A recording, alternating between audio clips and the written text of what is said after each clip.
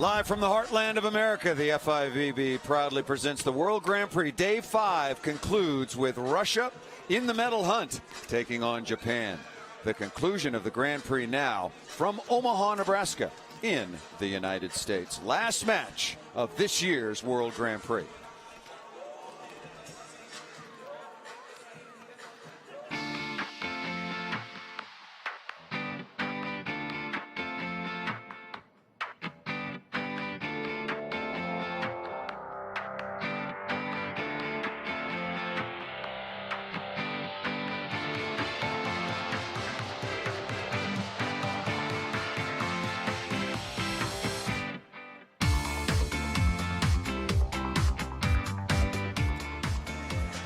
And inside for the final time, of course, as I just mentioned, CenturyLink Center in Omaha, Nebraska.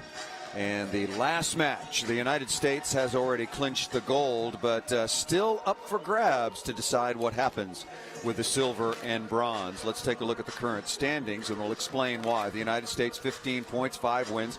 Nobody can catch them. Brazil, with their most recent win over Italy, is now with 9 points at 3-2. Russia, if they win, they'll also be at 9 points. So there'll be a tie as far as that goes for second place. But then it'll go out to sets ratio, and I doubt that it'll still be tied there. But then if it is, it'll go out to points ratio to break the tie. So it looks like China, if Russia wins, will be eliminated from the medal hunt, and it will be the United States with the gold and either Brazil or Russia with the silver and bronze. As we take a look at the roster now for Russia, joined by Clayton Lucas once again. And, you know, one would think that this should be a very, very easy win for Russia, even though they played, you know, a long match and they've had a long tournament, and Japan is absolutely beaten down because of that long 5-set match last night. But Japan always is a country that fights to the very end. Well, you would think whenever you play against Japan, it should be an easy match, because generally there's a mismatch in height, and it's exactly the case here. Russia far taller, far more powerful, but Japan just have the players who will stand in the way, will dig the ball and say, thank you, have another go, and they'll keep doing that. Now, it was an epic match last night where they kept on doing that. The big question for Japan is, can they do it again? I don't think so. Russia have had a longer rest coming into this one. They've had more time to get themselves ready to play. And we've gone to over number 8 for Russia in fine form. And I think it will be a very difficult job for Japan to get anything from this one. Well, it'll be interesting to see Russia's starting lineup. That'll give us an idea of the physical condition of the likes of, let's say, Natalia Goncharova, who's the leading scorer in this tournament with 101 points, leader by quite a wide margin. And if you look at the statistics, she is 85 of 179. 179 swings in 4 matches. That's obviously 45 approximately per match. Teams have come out to center court, and we will now have the playing of the national anthem of Russia and Japan.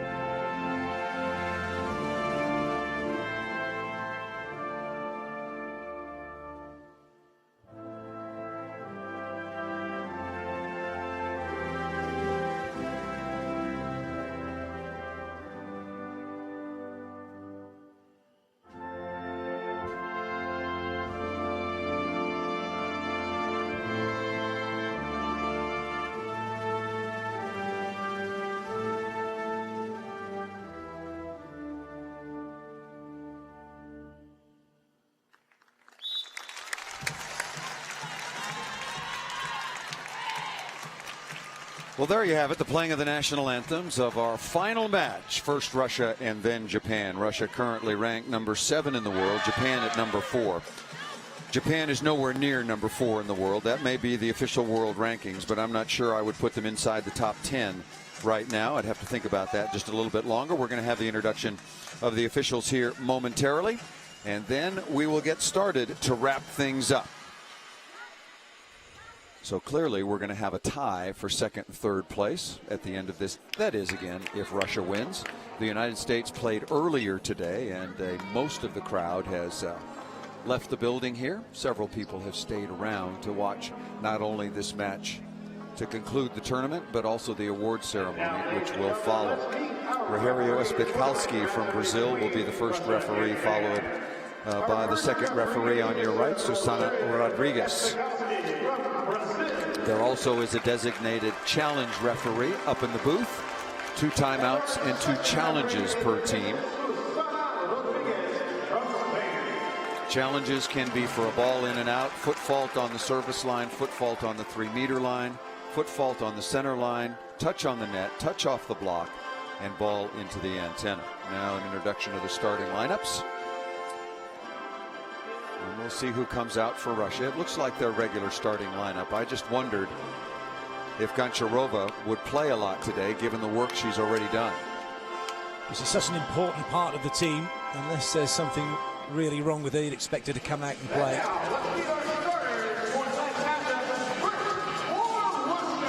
Well, the starting lineups for Russia, they qualified for this final with a record of 5-4 during the preliminary round. And it will be number 1, Yana Sherban, coming out first. Middle blocker, Ekaterina Libushkina. And there is Natalia Goncharova, again with 101 points, 85 kills, 14 blocks, and 2 aces. Orlova will be 1 middle blocker. The setter will be Ekaterina Kasanyenko. And the libero will be one of the very best. It's going to be very tough to see who the best libero is in this tournament. Anna Malova has been really superb, and the head coach is Yuri Medichev. Russia started this tournament with a 3-0 victory over Italy. They also beat Brazil. Then they lost back-to-back matches to the United States 3-1 and to China 3-0. Japan has yet to win a match. They lost to the United States, to China, Brazil 3-0, and then in a marathon last night. Here's Japan's starting lineup. They lost to Italy 3-2, 24-22 in the final set. Maya Yamaguchi, Miyasato, Mami Ushiseto, Suari Sakoda, number 16, the teenager, will be out there as well, along with Haruka Miyashita. So the young setter play is getting the start once again for Japan. She will be wearing number 19, and Masayushi Manabe in his 6th year as head coach for Japan. Former setter on the 1988 men's Olympic team will be the head coach, and we are set to go.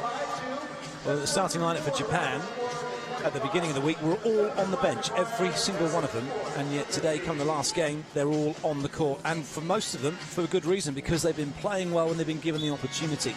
In particular, as you said, Paul, Miyashita has done an exceptional job when she's come on in that setting role for a youngster. I really like her. A lot of people think around the Japanese program that she's the future. They play faster. They give themselves a lot more opportunities to score inside out when she is at the controls. All about a good pass, though, and Japan immediately gives up a quick point. Japan's got to be almost perfect in receive because they are so overmatched in virtually every team they play at the net. One of the things that has come up during the course of this World Grand Prix in terms of how to beat Japan, because they can dig the ball so well, but not just don't get an opportunity here to add a rotation.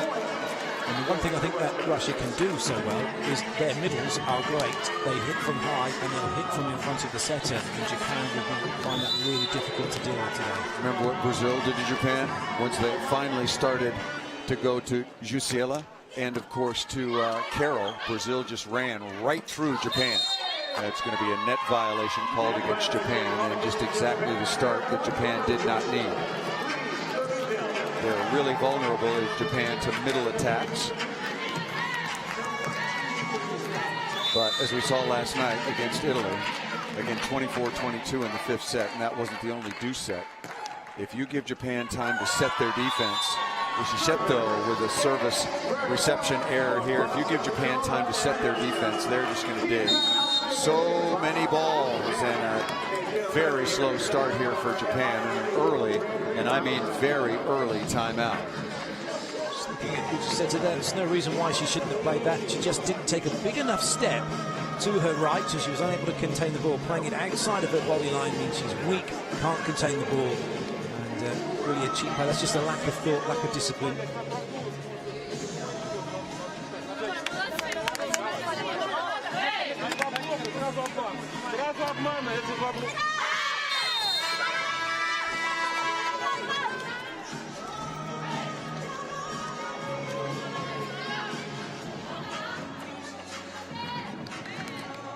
Russia's lineup's been pretty much exactly the same the last few matches. They haven't made any really big changes. They started off with Fedosova, number 14, through the middle, and number 18, Ilchenko, through the outside, but they've drifted to the bench and haven't come back. There's another service winner, that ball outside the antenna. And to me, that's not a really good sign for Russia, because they're about to embark on the World Cup. 11 matches in 14 or 15 days. You have to have depth. You have to be able as a coach to say, you know what, today we can mix this half of this lineup with this half of the other lineup, and that's still plenty good enough to win, and you can rest some players. Something that USA have done to great effect this week. Coach Kashgarai's done a fantastic job of doing that and showing he's got at least 10 players all capable of playing in the way that he's moved the team around, made his double substitution, plus bringing Kelsey Robinson in as well. Yep. It's a team that is strong from 1 through to 11. 14 matches during the course of the preliminary round and into the playoffs here. 13 different lineups. And they won the tournament and only lost 1 match all the way along the way. Goncharova off the top of the block and down. As you might imagine, she is by far the leading scorer in the tournament.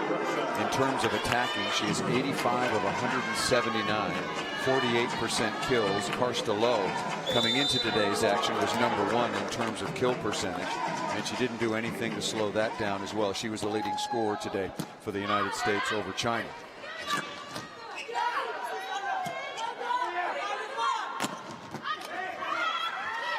And Goncharova, that ball out of bounds up on the referee's stand. And Russia out to a 7-1 start. Watch Goncharova here. She gets a couple of inches off the floor. She doesn't need to, really. She's over the top of the block already. Well, Goncharova, to give you the statistics, 1m94, 6'4". And I don't know what Japan is seeing or not seeing. They have already given up 3 service winners to Russia, and we have sprinted. This was as fast to the first technical timeout as Usain Bolt could do it. Well, one thing that Russia do very well, and we haven't given them the credit for, they work the rules to the limit. And one thing that when they're serving is they'll be screening with the 5 other players.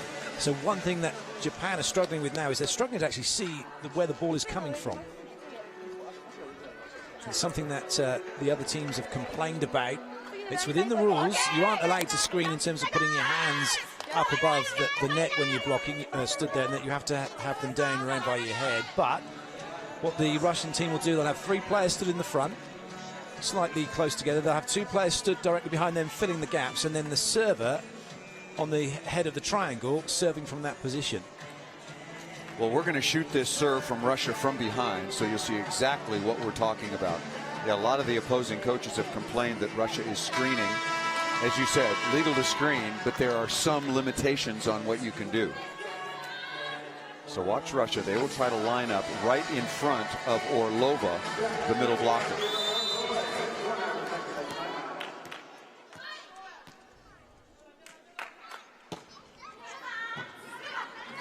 Yeah, Japan just can't make it out.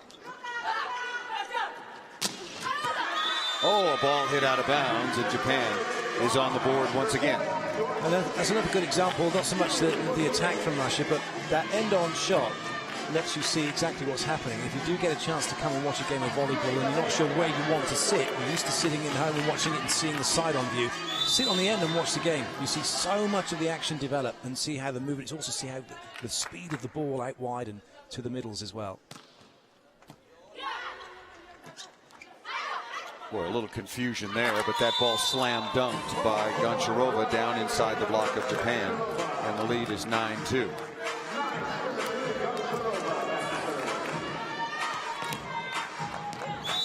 Nice play, just putting it into the seam of the block.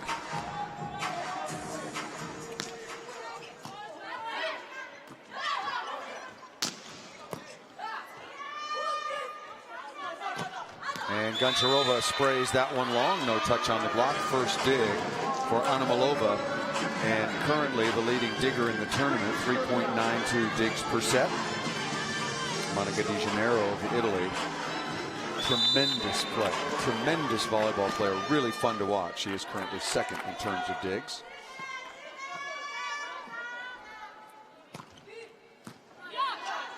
Where both teams passing very poorly. That ball killed off the left side by Yana Sherban. 25 years of age, 1.85 m, and a pretty solid contributor off the left side offensively, trying to bring some balance around Goncharova.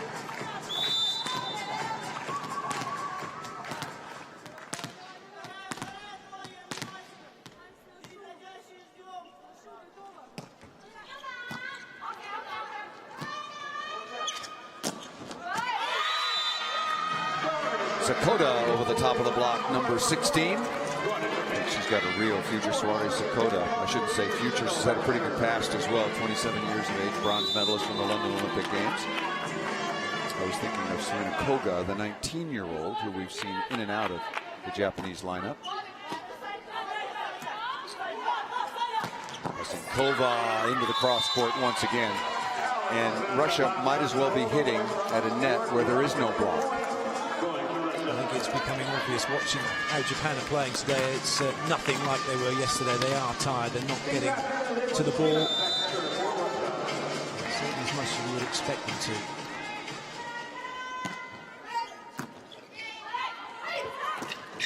That ball never cleared. Maybe Pesenkova got a piece of that.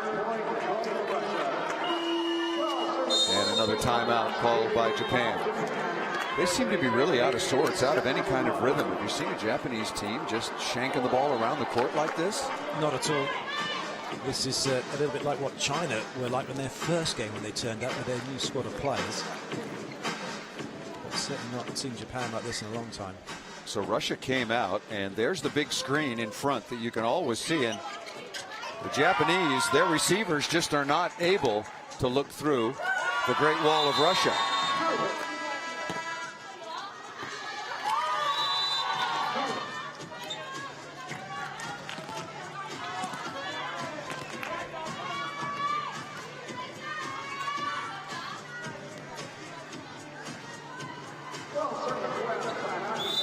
Middle blocker, Katerina Libushkina now back to serve.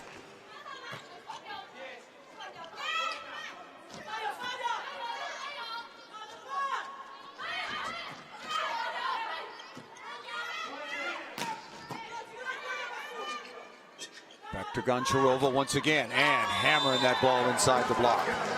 What an impressive athlete. What kind of condition must she be in order to night in, night out? Again, I'm not in favor of this 5-match and 5-day format. I just think you're asking for trouble. You're asking for injuries, especially after these players have traveled all over the world. And you're right there, she's in great shape. And the one thing she can do as well, Japan were heading back to the last third of court to play D. She can hit the last third just as easily as she can put it into the middle of the court. They don't really know where to stand right now against her. She can hit the line, high seam, over the block, into the cross court. Almost as many areas as there are. The only place she's not hitting the ball is 2 or 3.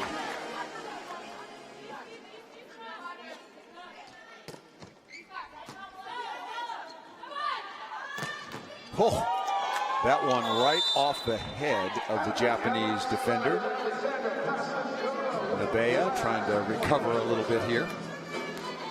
Yuri Nabea got this one right in the head.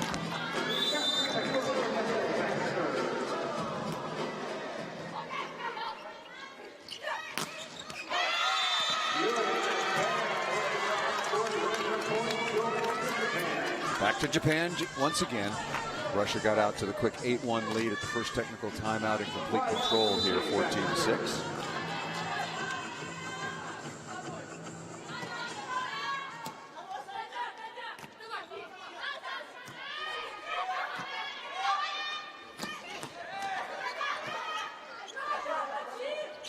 joust coming, and if you're 194, it's just not fair.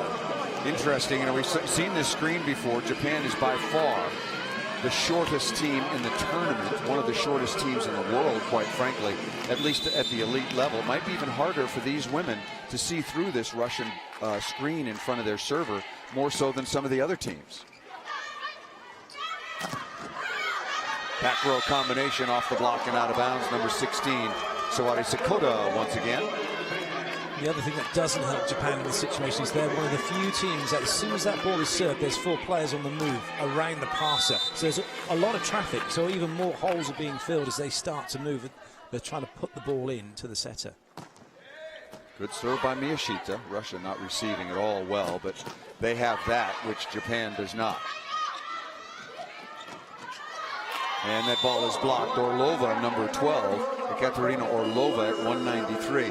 Didn't even leave the floor, and now Japan trailing Russia 16-7 at the second technical timeout. We talked about Italy in the match earlier after playing that marathon against Japan. Struggled, tried to stay in it, and they finally just ran out of gas against Brazil. And it seems like Japan came to the arena this evening with their tanks already empty. It's not even as if they've got fresh players on the bench to bring in, because everybody was involved during the game yesterday. Sayori Kimura, who's their go-to player, is suffering with a shoulder injury, as you pointed out in the previous match, and so she's not able to help, and they're not going to risk her with the World Cup coming up in just under a month's time. So it's not looking great for Japan. The match between Italy and Japan took 2 hours and 49 minutes. There were over 400 spiking attempts, and it went to deuce in 3 of the 5 sets, including the 5th that was won by Italy 24-22 on a challenge that was denied, as I recall. The award ceremony to follow. Obviously the trophy presentation, the most valuable player, but there will be best setter, best middle blocker, best outside hitter, best libero, etc., etc. That ball whiffed to the floor by Otake. It's a nice little paycheck for some of the individual awards. $5,000 for those, and then $10,000 I think it is for the most valuable player. Don't get me started on that, Clayton. Money's way too low, especially the prize money. $200,000 to the winner. In isolation may be one thing, but when you think about the fact that the Men's World League, exact same tournament, World League for men, Grand Prix for women, the prize money in the World League is $1 million. This is 2015, not 1915.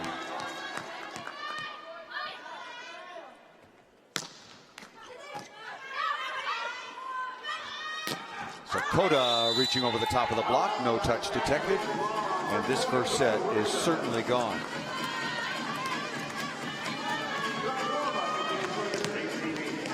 Japan fell behind 8-1 and just really looked out of sorts. I mean, out of sorts just in terms of things that they're really good at, like this. Receiving serve, running some offense, digging balls, just nothing so far. And Goncharova, one of the rare times she's been stuffed so far in this tournament. And I do mean rare.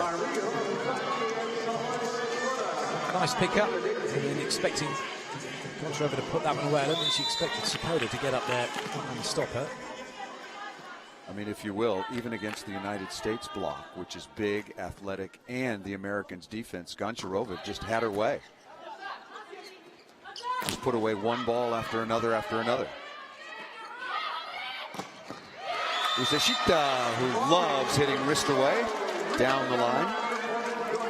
And it seems like they're finding their rhythm a little bit. And Malova was in a good position. Oh, in fact, there's just a little extra movement she didn't need to make. Just got her slightly behind the block, unfortunately for her. Normally such a good defender. So far, the best in the tournament. And that ball finding a defender in the backcourt. Otake couldn't get out of the way.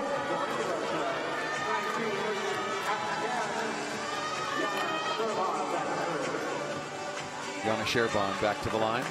Russia's got to find some real balance, otherwise the top teams in the world, like China, Brazil, the United States, Guess you could put Serbia in there as well when they're healthy and playing at the top of their game. Will just absolutely load up against Goncharova.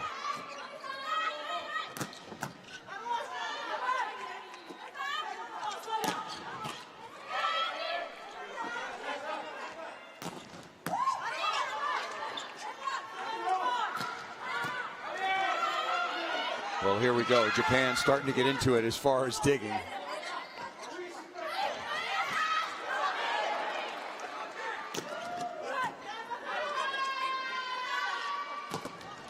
And finally, just too much strength.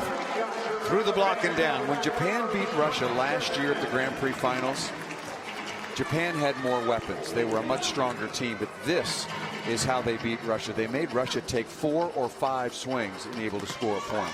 Not only that, Japan with a very interesting style. Their defense is very much like men's volleyball. They're not afraid to dive, full stretch dive, swan dives, which you don't really see very often in the women's game. Normally it's a stretch and roll. Miyasato with the dig.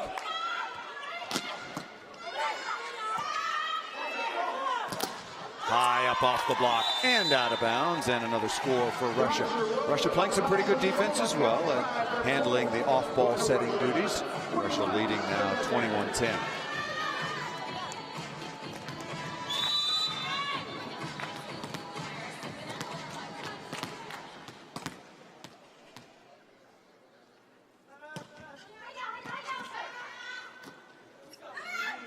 So Koda is roofed. Libushkina reaching into the cross court. First time Sakoda's really wanged up for a swing. She was looking to put the ball away as opposed to what Sakoda and Uchiseta normally do, coming in there looking for block out. That time she was just looking to find the floor and she was put down. That's something that Russia will be very pleased to have to deal with as opposed to the block outs that Japan like to use. Sakoda again is rejected. Miyasato was there, but the play was really quick, bang, bang, and now Russia leads at 23-10. Be sure and join us, the conversation on Twitter, hashtag at FIVB.com. What do you think about the United States victory? Brazil, China, the delegations they sent here, what the Olympics may look like, and before that, of course, what your thoughts are on the upcoming World Cup.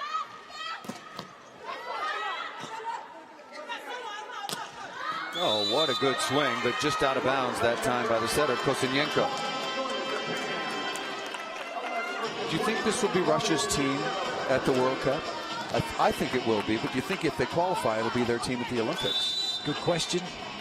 I think it'll be interesting to see whether Gamova actually makes another comeback. She has been asked to, she has been featuring, but not here for these finals. But she is probably past the point of her best, and just wonder whether she's been brought back just merely as a kind of a talismanic figure for the team to help them, because it is quite a young squad. But what they've got here, they've been pretty good. They could do with another player like Goncharova, just someone else who can help carry the load.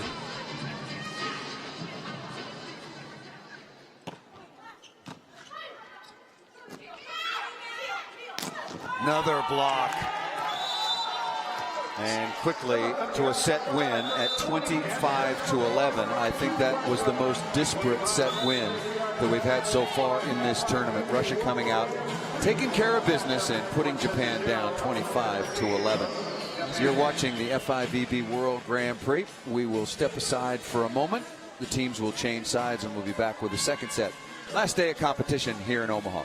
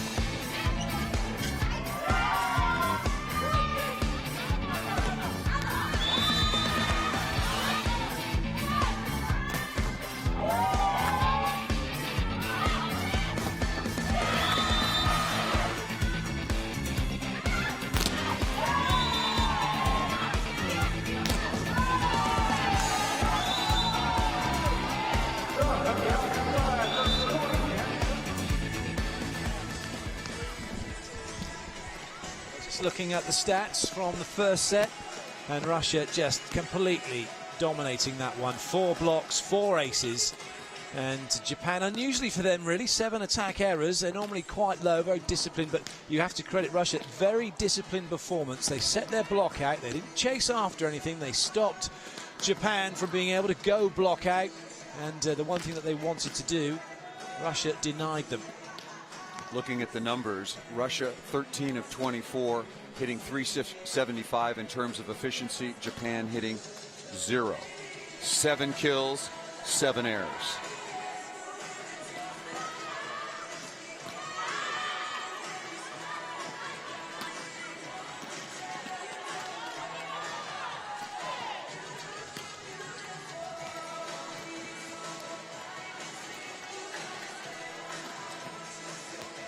The question is, where did Japan go from here? That was almost the point where the coach had nothing in which to go on. They played so poorly for them.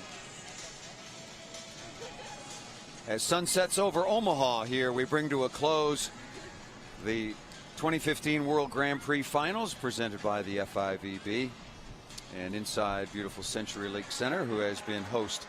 Crowd thinning out just a little bit, as you might imagine, understandably so. The United States played the opening match today to accommodate domestic television, and a big crowd here for that as they beat China 3-0. So the United States undefeated.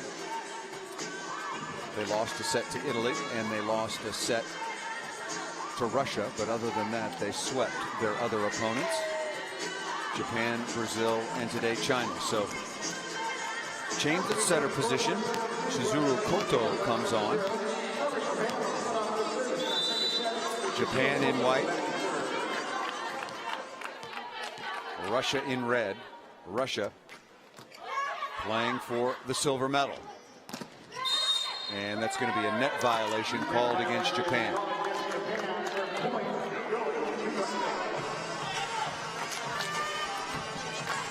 Well, Japan claiming they hadn't touched the net, but no challenge coming. Koto's come in to replace Miyashita. Interesting to see whether or not that has any real effect.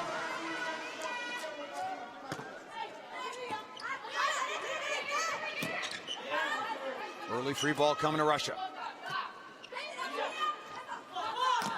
Right over the top of the block by Yana Sherban.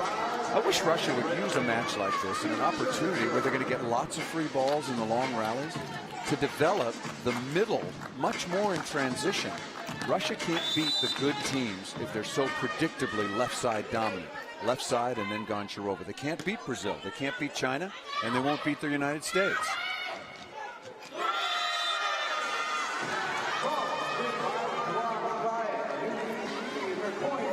Put down this time by the substitute Ishii.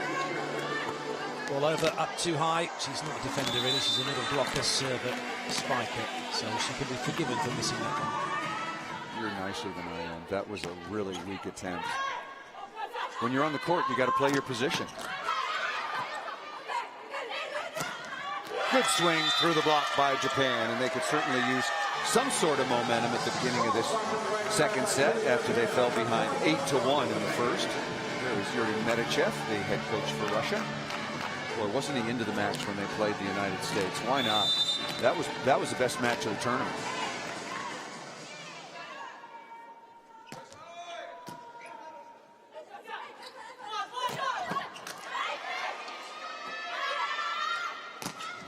Oh, that is really a good swing. Japan looks as happy as they can possibly be.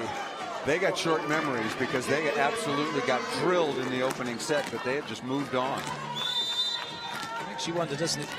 That's exactly what Japan want to do. They want to soak up the pressure and come back at you. So the ball out wide gives them time to get set. So why aren't Russia going through the middle? Why aren't teams just saying, this is easy, let's just play easy? The simplest form of volleyball is often the easiest. There is absolutely no way that Japan will be able to stop Lubishkina or all over through the middle on a simple A quick ball or a B quick ball around the setter, giving a bit of space. And yet, I think they've done it once so far.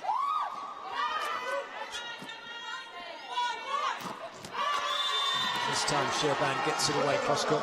Ball slightly inside to give her a better angle to put that one away.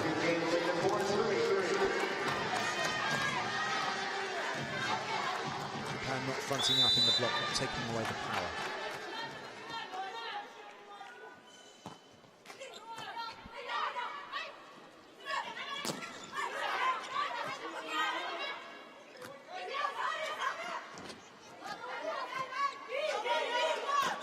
Good swing once again by Sherban, and Natalia Goncharova coming off the right back position, position number 1, and playing some good defense, getting down after that tip.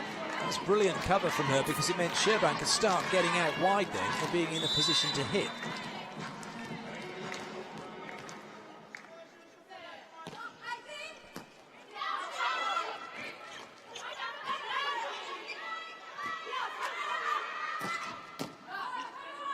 Perfect dig right to the 3-meter line.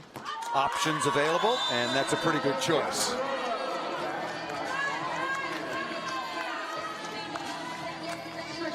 Great play from Russia, turning defense into offense.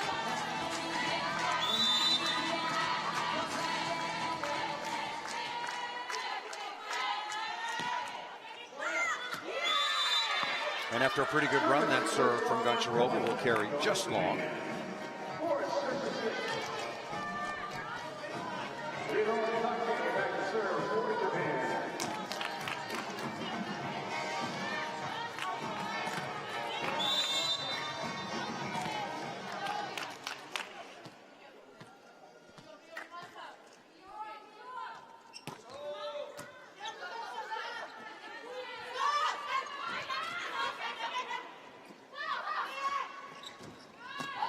Goncharova again with a nice dig. That ball set way too tight to the net.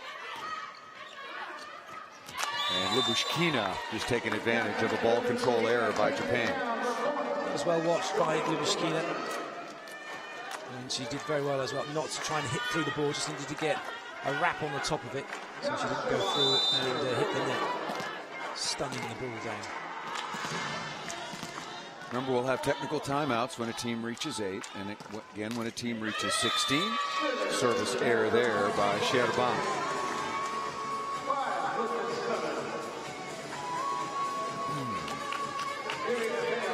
Russia has won the Olympic championship on 4 occasions. 7 times they've won the World Championship, the most recent in 2010, but 5th at the Olympics in 2012 and 5th at the last World Championships in Italy. So that is not exactly a good trend. Lyubushkina is stuffed by Swari Sakota.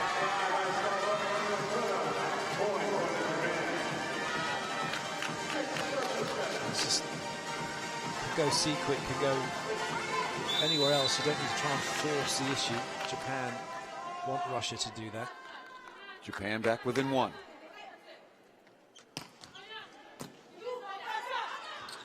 Back to Lyubushkina, and just like that, quick attack, either on the slide or in front, is the way to go against the smaller Japanese team. Russia at the technical timeout on top of Japan, 8-7 here in the second set after winning the first, 25-11.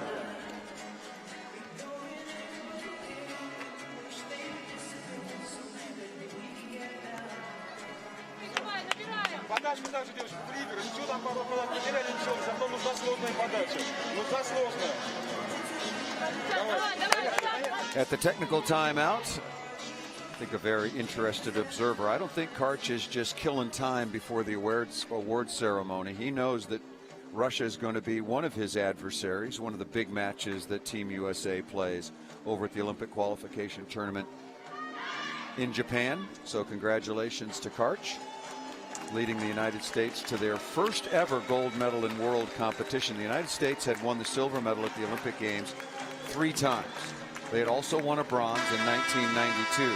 They had won silver at the World Cup, but never a world title until the United States beat China in the World Championships in Milan back in October.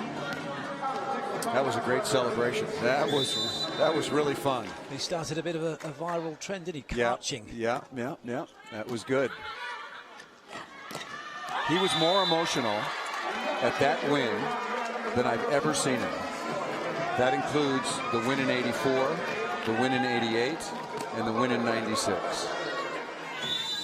I guess I can understand that to a degree. As a player, you get there, you get the job done, but he's had to organise and orchestrate that and sit on the sidelines and watch it all happen without being able to control it, and then that release of emotion when the job's done and everyone's done, achieved what they needed to achieve. It must be something special. Yep, it was really special to see. Most emotional I've ever seen him.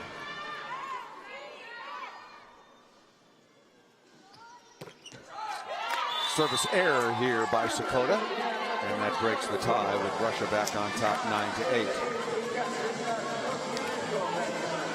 Russia needs to stay sharp here because Japan will just play every point as hard as they can.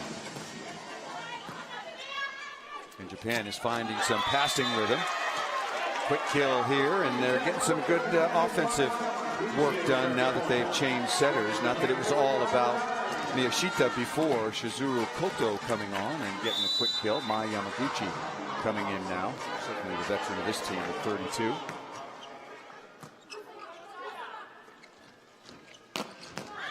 Right over the top of the block. Here's a question for you.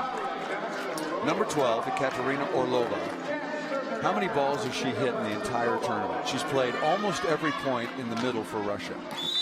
Well, generally as a middle player, you do an awful lot of work going up and down, but generally don't touch the ball a great deal. So I'm going to say not as many as you probably would have liked. I have no idea, but I'll bet you it's under 10. I'll bet you that she has not gotten 10 sets the entire tournament. Why would any blocker or any defense pay any attention to her? It's that, I guess it's just that hope from the point of view of Orlova. She's going in and with the full intention she expects to get the ball, and that's what drives the other middle to have to go with her, because they can't read for sure. They don't know quite what's going to happen. They don't want to risk it, but the more it goes on in the match, the more they're going to be less interested.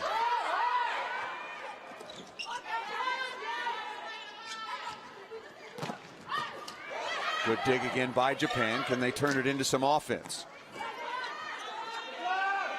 Good location on the set to the outside. Off the net, good swinging room.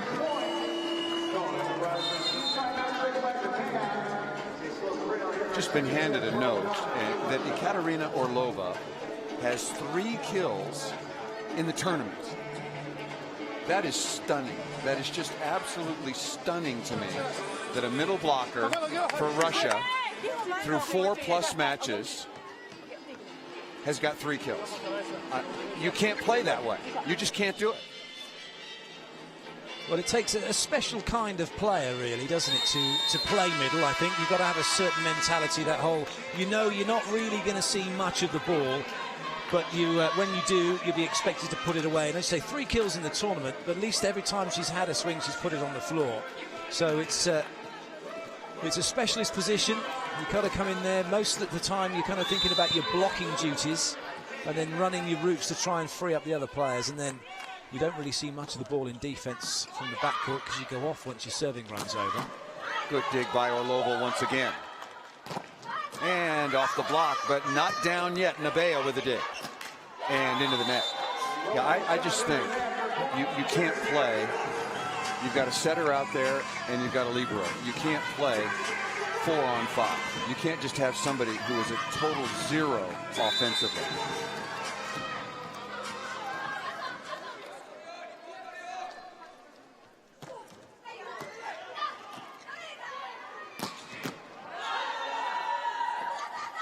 Ball set a little bit tight into the top of the hands. Checked down that time by Soto.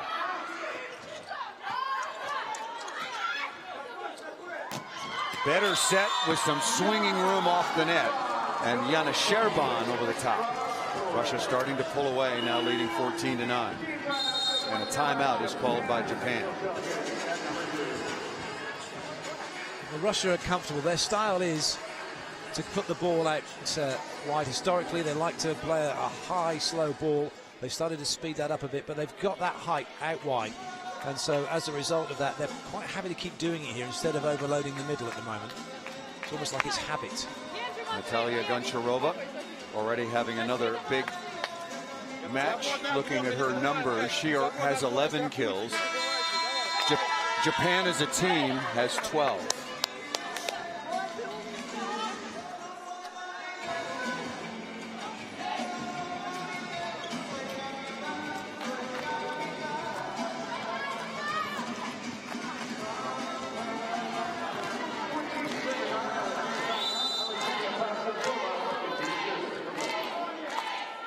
Kasinkova back to serve. And that was a foot fault. The linesman missed that call, didn't he? It certainly looked from our angle like she'd stepped on the line. It's a bit like the long jump or the triple jump. You have to stay behind the board, behind the white line. I mean, Japan got the point anyway, but the linesman's got to pay attention to that. I thought clearly it was a foot fault.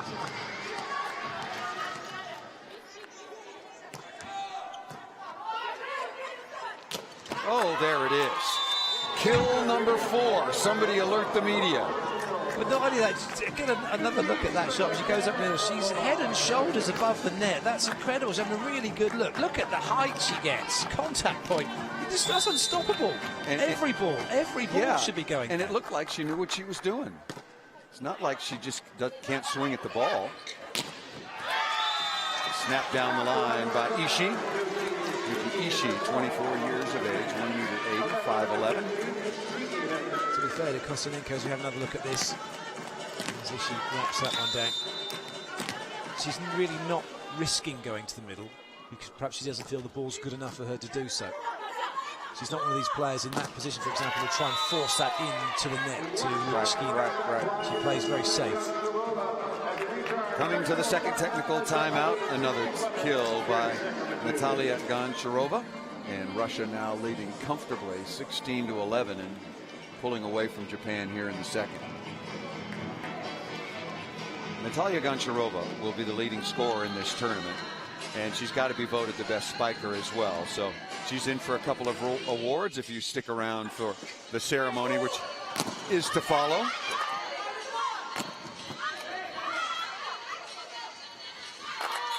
Very solid, very clever player. It's not a huge leap from her. She's not a great big arm action either. She's got a decent little natural spring and always takes it at the top of her jump. And very difficult to know whether she's going line or cross court. And even when the roll's coming, her technique is really good, that she's able to put very good disguises on what she's doing. Wears her married name on the back of her shirt, Obomchev. Her husband is one of the liberos on the Russian men's team, a team that really made headlines this summer because they were so awful. The reigning Olympic champions were 1 and 11 in the preliminary round of the World League. So a lot of question marks going forward. Their coach has resigned, / of course he was fired. And Vladimir Alekno will return. Of course he led them to that Olympic championship.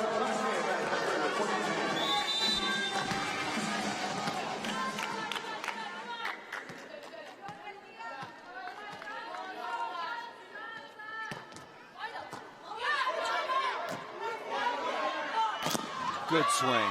Good high swing that time by Sherban, high up into the block.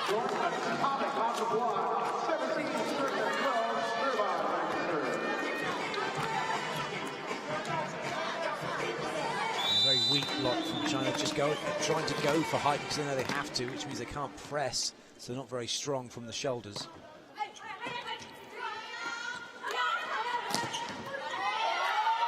Good block here once again. Lyuboshkina with some help on the outside from the setter, Ekaterina Kostenenko. Plenty of confidence from Kostenenko because he was already off and turned after this one was touched. Convinced no one was going to get it. 18-12.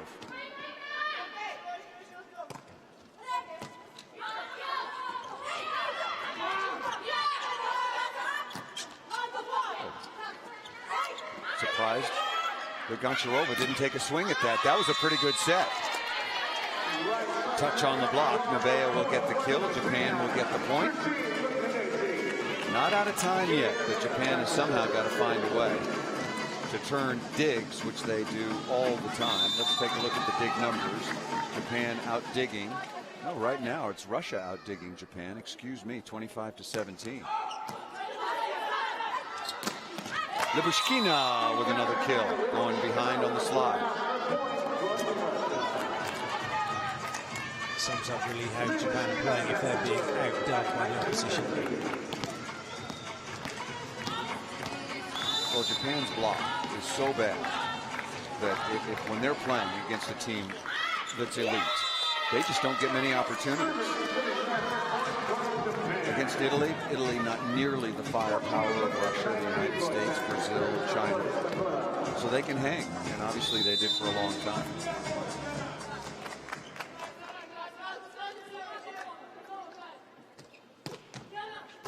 A serve.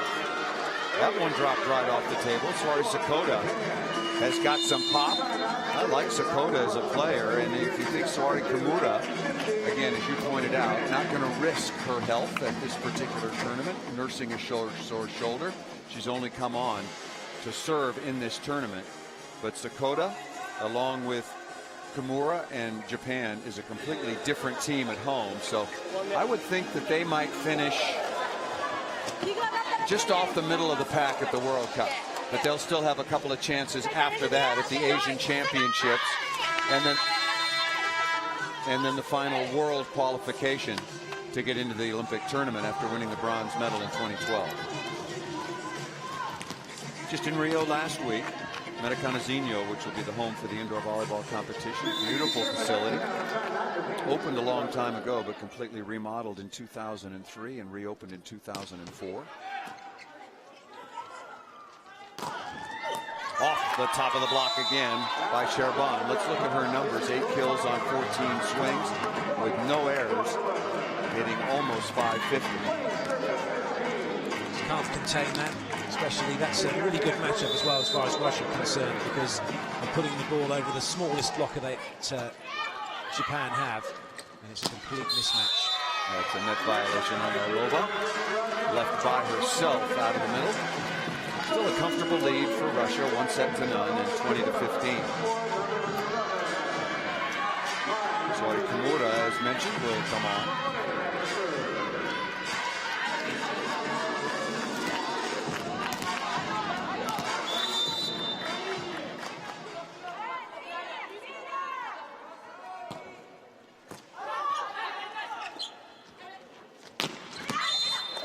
What a swing over the top of the block, and a magnificent dig by Sakota.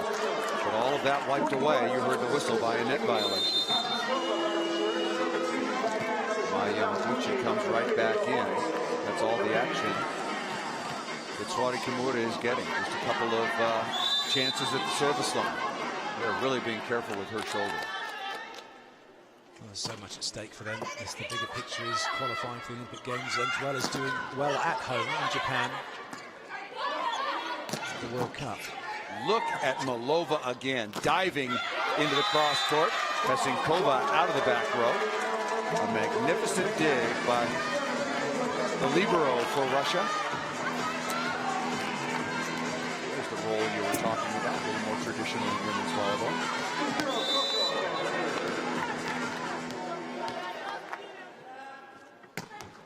And that looked like it was carrying long, saved by Molova.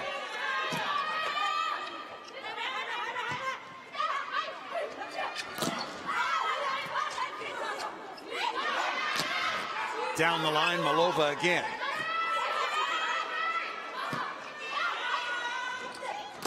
Back row combination and missed out of bounds. No touch detected. This might be a challenge by Japan. If nothing else, a substitution for a timeout that Masayushi Manabe is not going to call for a challenge. Have we had a challenge in this match yet? I don't remember. No, I think, well, not one of note anyway. Certainly anything that's been controversial. One that hasn't been forgettable. Because if they had one, we've forgotten it. Free ball coming. And that's to the floor. Trust me, there are 5 times as many challenges in the men's game as in the women's game. The men today are so big and so strong and hit the ball so hard. There are so many touches off the block that are just imperceptible. So join the conversation once again at hashtag FIVB. Grand Prix, good high flat swing. I know Yana Sherban is not hitting against the United States or Brazil or China, but she's in really good rhythm. She is making some superb swings on the perimeter. She's enjoying what she's doing. And it's good to see you've got someone coming up, hitting the ball, getting enjoyment from that, and then you look at Anna Malova, who is keeping the ball off the floor, getting just as much enjoyment and having just as much impact on the team in what she's doing, to allow the ball to get put down on the floor by the other players. That ball just off the block of Labuskina and out of bounds. How great was the inclusion of the libero into the rules of volleyball? That's one of the best things they've done in terms of the evolution of the game. Absolutely. Ishii on to serve, another set point for Russia. The last match of the 23rd edition of the World Grand Prix. Won by the United States. Russia battling with Brazil. Will it be silver or bronze? They will be tied in the one-loss column. They'll also be tied in terms of match points, so it will come down to sets ratio, and if it's still tied there, it will be points ratio.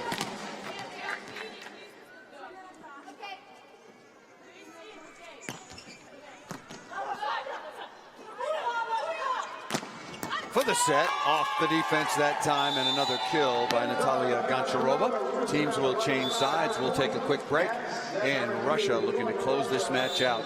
3-0. They won the first 25-15, 25-11. They won the second 25-19. They have outscored Japan 50-30 through 2 sets.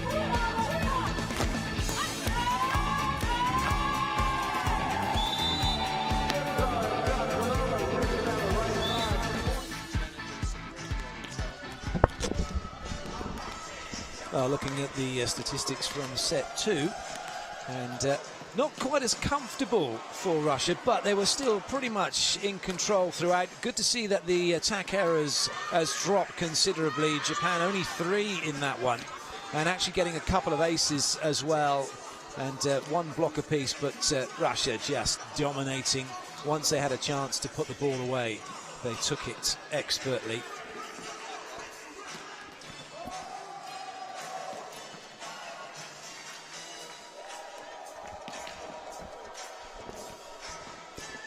One of the key sort of things now for Russia is they're dominating physically and they're getting big leads. They've just got to make sure that mentally they can see it over the line. CenturyLink Center, wonderful facility here, and I'm talking about the accommodations across the street as well for the players.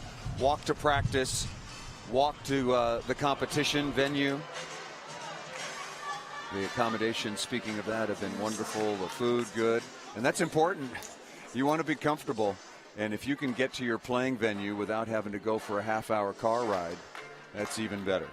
So Russia obviously dominating Japan right here, 25-11. That took 20 minutes. 25-19 took 24. Now, just on the math, Brazil beat Italy 3-1. So they'll be tied in the one-loss record at 3-2. But if Russia wins this set, they'll have a better sets ratio at 10-7 versus 9-8, and Russia will win the silver medal. And kill number 1. You don't want to trust my math though, so somebody better double check that. But I can add single digits. So Russia, if they sweep Japan, will win the silver. That's the first That's not the first tiebreaker. The first tiebreaker is match points. The second tiebreaker is sets ratio. The last tiebreaker is points ratio. Oh, Malova. That ball might have been out of bounds. She's certainly a candidate for the outstanding libero in the tournament. Good hustle from Japan. They didn't give up on that one. And actually managing to engineer a one-on-one in transition. That's really good. Somebody asked me on Twitter who I thought the best setter in the tournament was. Who gets your vote? I've been impressed with plenty of them. I like the way that Miyashita's done when she's come in. I like what Ding Xia has done when she's played. But I must say, I thought Molly Kreklow's been excellent and probably edges it for me. Yeah, I would agree with that. I would agree with that. I think that you look at the efficiency of the American offense, and she's just been solid, just been absolutely solid. And the balance of the United States team. I mean, you look down the box score after they beat China earlier today 3-0, and it's 8 kills, 9 kills, 7 kills, 12 kills. Yes, the opposite had more in Karstalo with 15, but every player is involved in contributing. It makes it very tough to defend against the United States because you just have no idea who's getting the ball. Unlike Russia, who sets the ball to Natalia Goncharova about 55–60% of the time.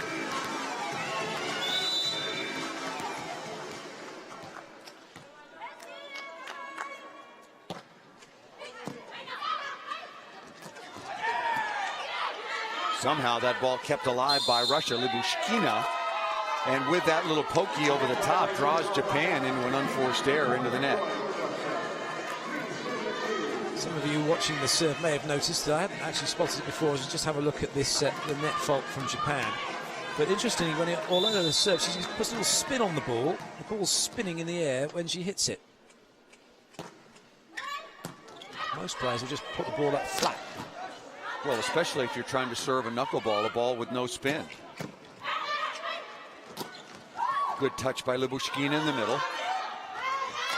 And tipped from the 11th floor over the mezzanine straight to the middle of the court. It did come down from a long way. Sato just a little late to react to it.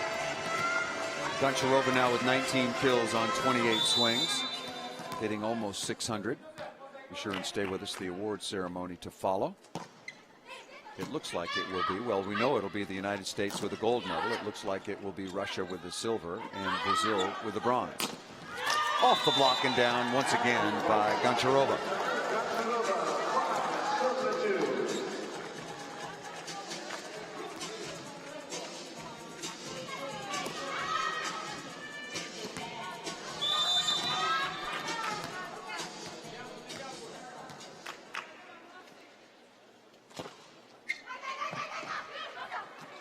Excellent deep serve. Nabea off the block, covered by Koto, but the ball hits the floor. Yeah, and that's going to be an early timeout. Quickly, Russia's dominance continues with a 6-2 advantage. Just a lack of communication from Japan on that last point. Sato's working hard, but she's now over on the baseline. So someone else now needs to be covering when the ball comes around, and everyone was waiting for her to come running back in and play it again.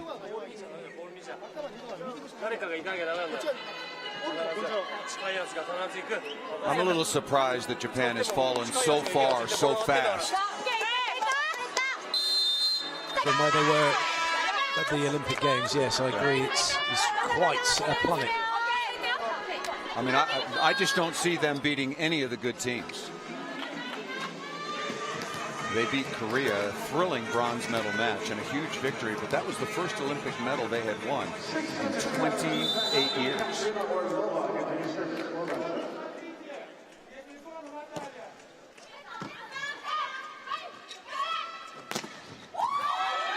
Good save out of the net that time by Kisanyenko, but could not be followed up. So Japan will go back to serve. Ishii. With Russia already with a 3-point advantage. Still very early in the third set. Russia won the opening set 25-11, the second 25-19.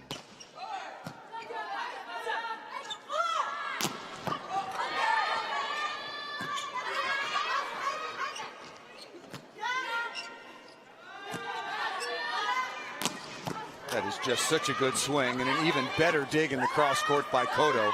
Not once, but twice. And just too many weapons, and Yana Sherban continues to have her forget about who the opponent is. Yana Sherban looks like a really good outside attacker here.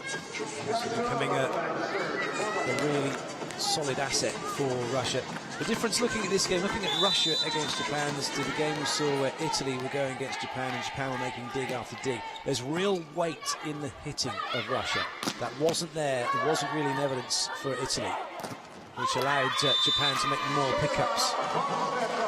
Sherban again off the block because of the excellent dig by the woman who I think should be chosen as the best libero in the tournament, Anna Malova, there wearing number 19 in the off-color jersey for Russia. Technical timeout, Russia leading 8-3. Yana Sherban with 11 kills on 22 swings. In terms of efficiency, hitting .455.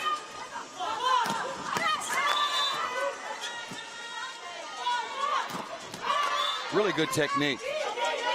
See the arm swing? Very nice. Always linked into the ball as well. Drives through, gets the hips up, shoulders slightly back, able then to come in and unload on the ball. And every swing, you look at arms, every swing looked exactly the same. Very impressive. You can just tell when somebody's having a good match. You know, in rhythm with the ball, and good to watch, good to see. In double figures, as mentioned already, so Russia coming back out. And they're going to make quick work of Japan in this ultimate match at this year's World Grand Prix.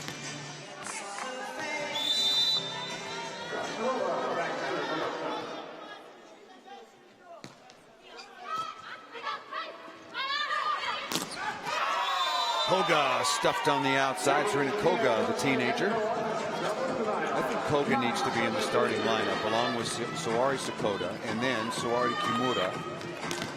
But still, there's just no size at the middle blocking position.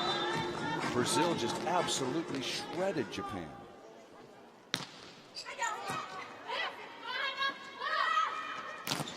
And that ball off the block and out of bounds. Koga blocked once and then comes back to score. And that's all down to the setting of Koga. The first time when the block came in, the ball was never making it outside. So there was nothing for Koga to go off and use that ball into the block. This time it's a little bit wider, it's traveling, she can use it and make the block her best friend. Oh, shank pass here, and nobody's going to pursue. Lazy looking play there for Russia, and that happens sometimes when you've absolutely dominated an opponent and still on top here.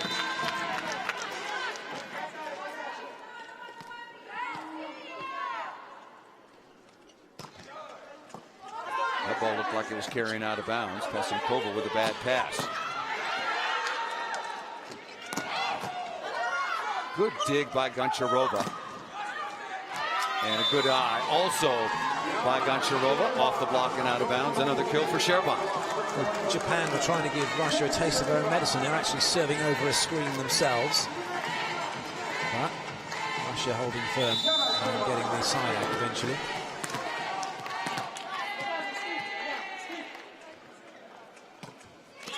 Oh, tough serve down for the ace. A little unlucky for Japan.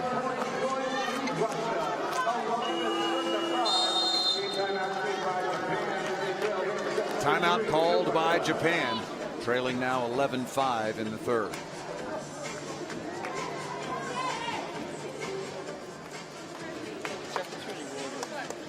Просто я сейчас говорю, сама стань спокойно принимай, а пусть они помогают. А, ты Янке помогать, да? Я просто не понял, они там становятся сюда.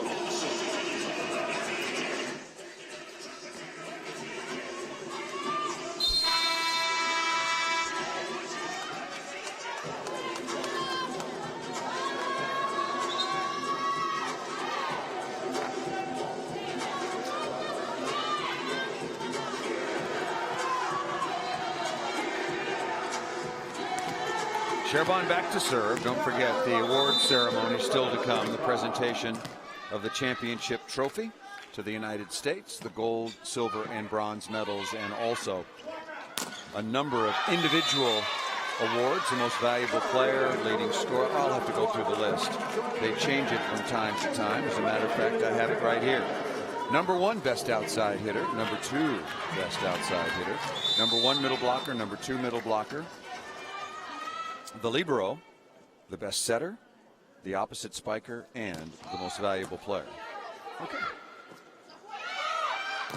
Through the block and down. This is Pasinyenko. Alexandra Pasinkova, excuse me. I haven't called her name very often so far in this contest. Good use of the block, good use of Kota's arm.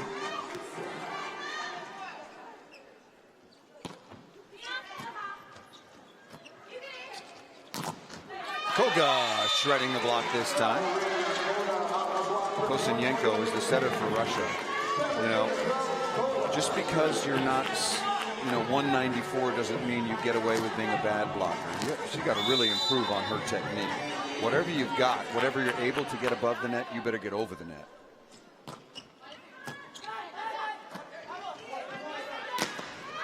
That changed direction off the inside hand of Mai Yamaguchi. So another kill off the left side for Russia. Something that Japan struggle with because they are up against a team that are hitting at such a high point. They're trying to get their hands up to that point and they can't get over the net sufficiently to make any blocks unless Russia decide to hit really steep. Pasinkova with a stuff block here, and now this one is like the previous 2 sets, getting away.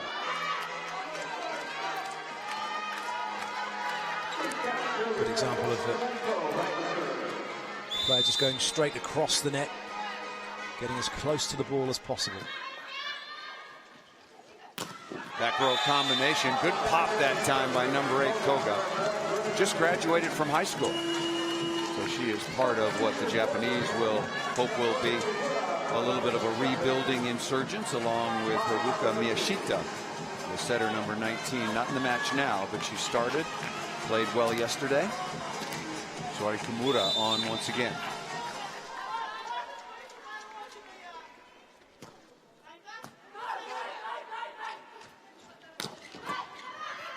Good dig, but out of bounds. A center line violation called against Russia.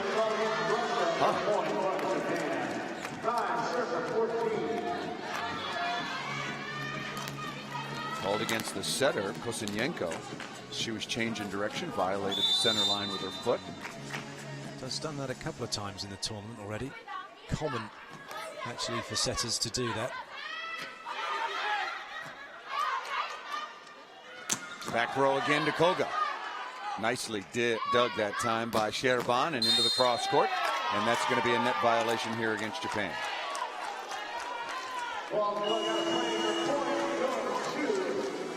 Substitution, Kimura going right back to the sideline. One of the most popular athletes in all of Japan. Been on the national team for a long time, has already played in 3 Olympic Games, and she's not that old, only 28 years of age. She should be right in the prime of her career.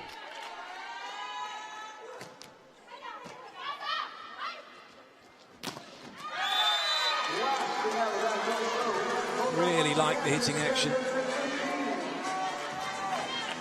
Sakoda and Koga, very similar. Hand comes almost from behind the head, and then it's a really quick snap into the ball. 1 point away from the second technical timeout, and there it is, ball served out of bounds. Teams will go to the sideline with Russia comfortably leading 16-10 here in the third, looking for the 3-set sweep, which would assure them of the silver medal.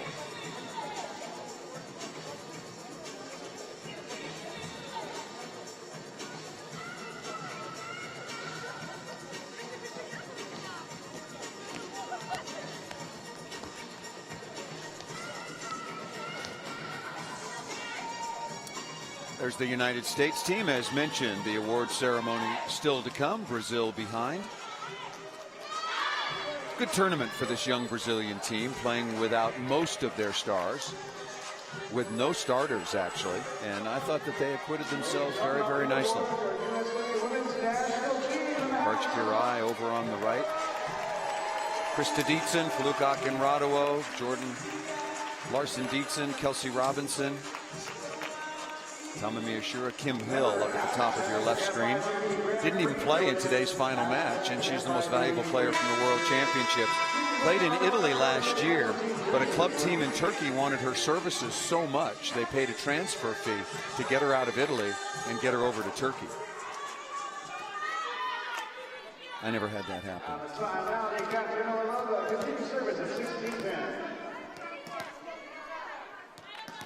Katerina Orlova now back to serve. Just a little more work to do for Russia.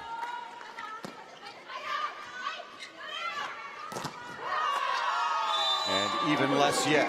Good block that time by Libushkina. And it is 17-10. It'd be so easy for a team to switch off when you get in this position. And yet, credit to Russia. Both sets so far, they've gone up, they've stayed disciplined, and they're doing it again here. Combination play. Ishii is slowed. Back to Ishii. Oh, and slicing and dicing down the line. Thought that was not particularly smart set, but Russia slow to react defensively. No libero on the court at the time. I think if Malova had been on, it would have been a different story. That's a good point. Malova's my award winner for best libero.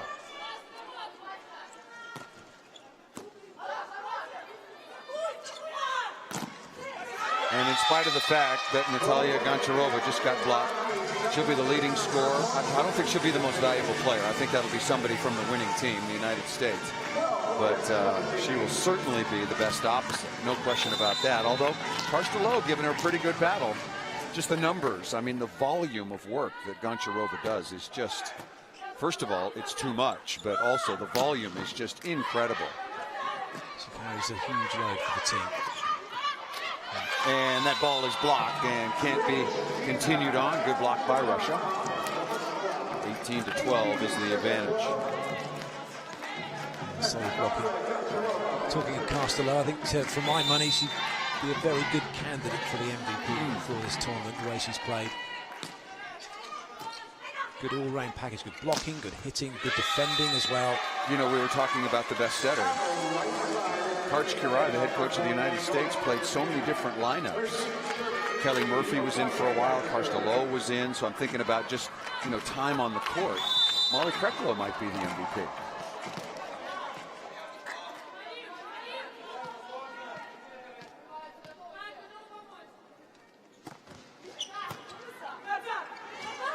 Libushkina. Why not set that more? Wow. She just exploded on that ball. Well, that's the beauty of the slide behind. You can either go on this play, you can come in short, you can move it around, but it's all about where you get in relation to the ball when it sets you. If you're in rhythm with it, it's right there in front of you, in between your shoulders. You can hit it anywhere, and you can hit it hard.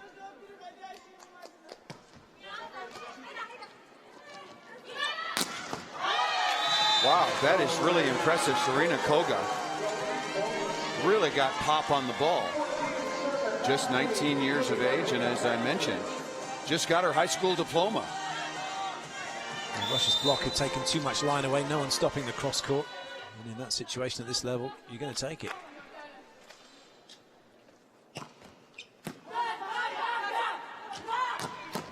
And again, beautifully dug by Japan.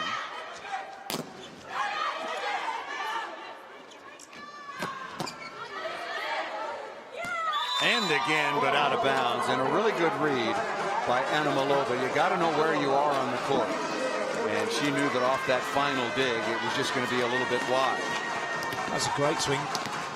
Goncharova could have easily gone down to position 5, but able still to cut it with just the same amount of heat down to position 1.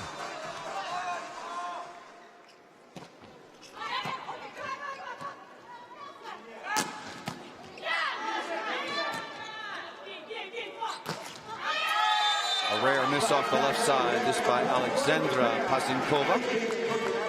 I really like this kid. I like this kid Koga a lot. I'd like her a lot more if she were about 4 or 5 inches taller, but that's not going to change.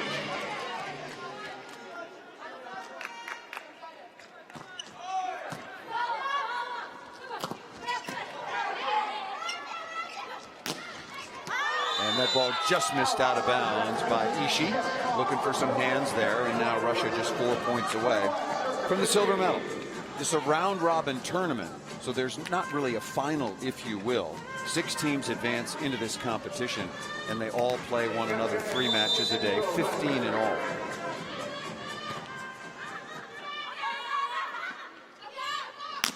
Ishii ripping down the line. Great technique. To be able to hit that line hard like that, you've got to keep your left side up, opening up the cross court, then hitting over your shoulder. So easy to drop your left arm and then end up over-rotating to hit the ball out. You can see that doesn't happen. Great swing from Ishii. I just wonder what's the strongest lineup for Japan. I watched this team now play 5 matches, some during the preliminary round, and it's just hard for me to tell because you look at Ishii, there's some heat there. Koga, Suwari Sakota. Okay, we haven't seen Kimura at all. So Japan has got some possibilities. I'm not sure even if the head coach Manabe knows fully yet who his best 6 is. Well, he better find out before August 22nd when the World Cup starts.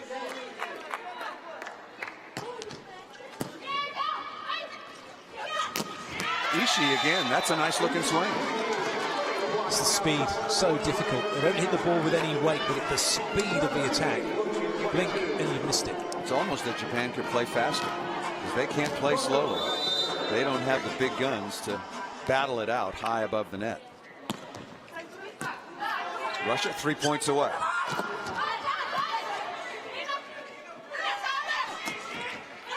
Oh, that ball's got to come up. Good smart shot by Yuki Ishii into the block, trying to restart the point.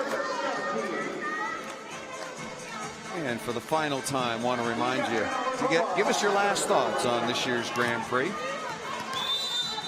Hashtag FIVB Grand Prix. Award ceremony still to come.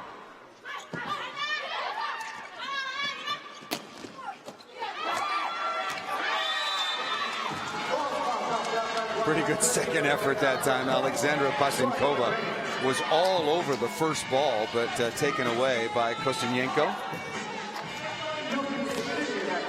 It's a helpless feeling. It's like you're in quicksand.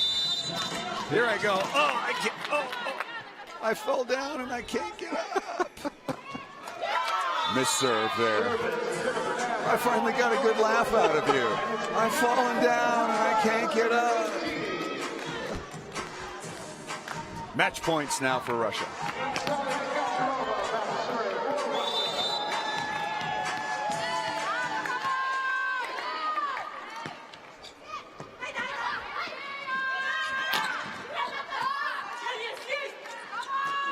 And Lubishkina with a kill.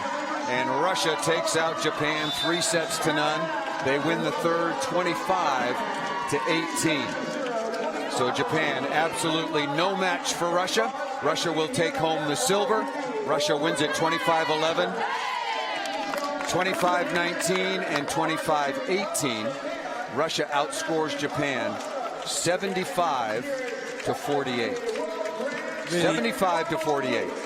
Really professional performance from Russia. They went out, they stepped their stall out early, they stuck to it, they didn't get drawn into anything, they didn't switch off, and in the end, just no match at all. Far too good for Japan.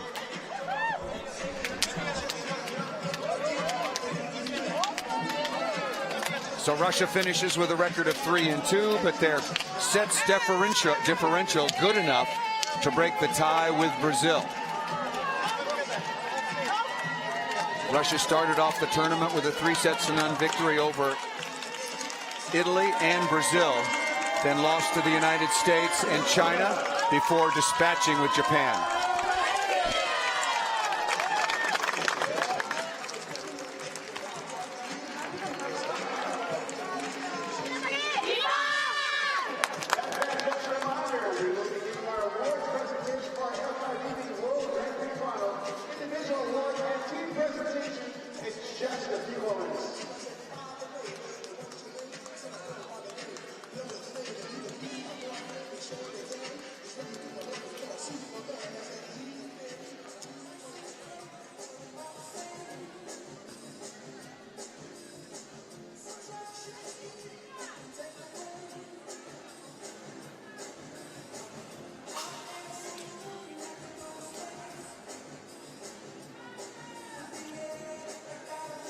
Final stats, again, a complete demolishment by Russia over Japan, 75-48, 46 kills to 32, blocks 11-3.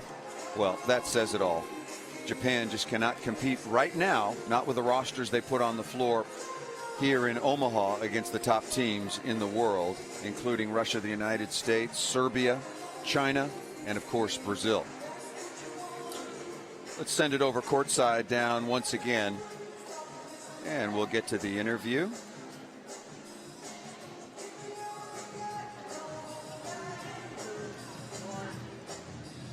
Congratulations on the victory. How much does it mean to you guys to have taken the silver medal?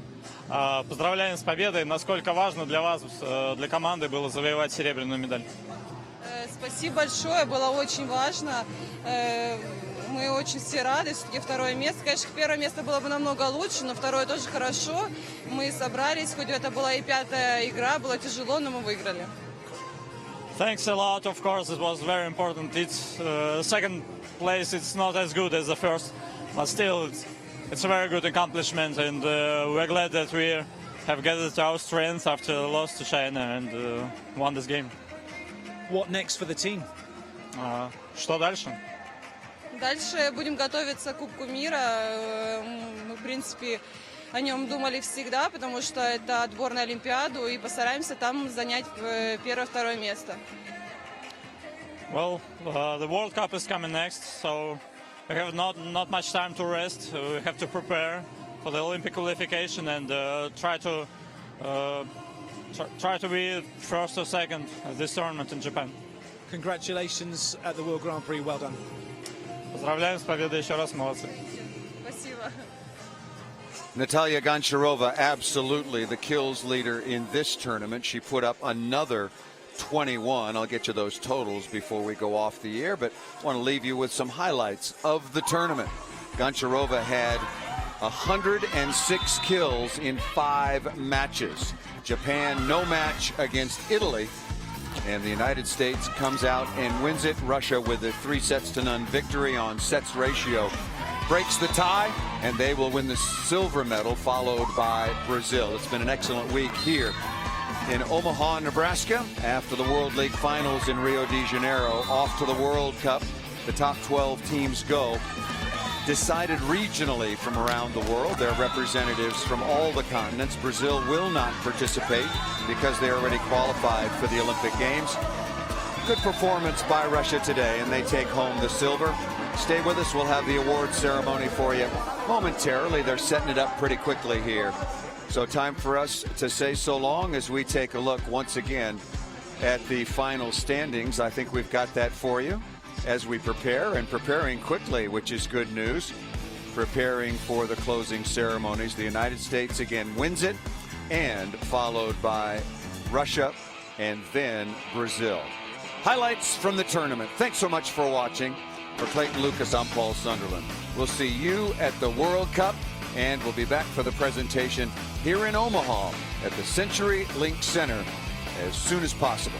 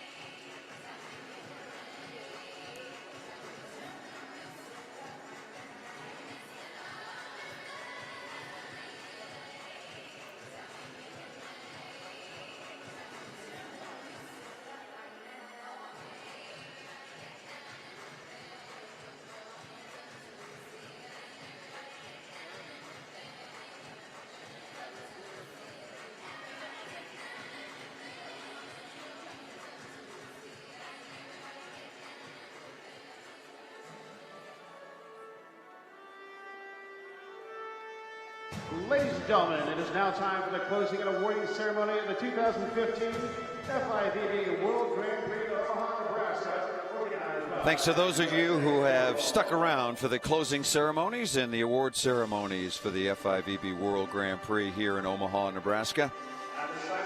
Podiums are out on the floor, and there will be the awarding of the individual awards for best performances, the best players at each individual position, and then the team awards. The United States took home the gold, Russia the silver, and Brazil the bronze. First award is for the best outside hitter. The #1 best outside spiker award will be presented by Mr. Roger Dixon, President and CEO of Mecca Omaha, and Natalia Pereira chosen as the best outside hitter from the bronze medal winning team from Brazil. There is Mr. Dixon.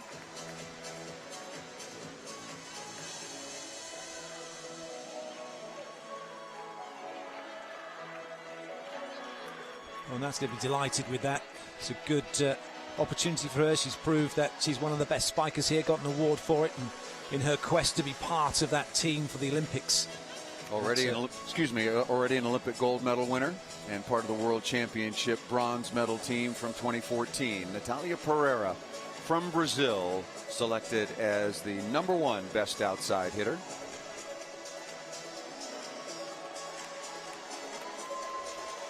And now the next award will be for the second best outside hitter. This is all based, of course, on statistics production throughout the course of the tournament. Kelsey Robinson of the United States also should include in that. They're the primary receivers, Clayton, as well, so that's got to be taken into consideration. Kelsey Robinson of the United States. This award is being presented by Mr. Tom O'Gorman, VP of Corporate Sales and Marketing at CenturyLink Center, building that has been our host throughout the course of this last 5 days. Also wonderful practice facilities next door in the adjacent convention center.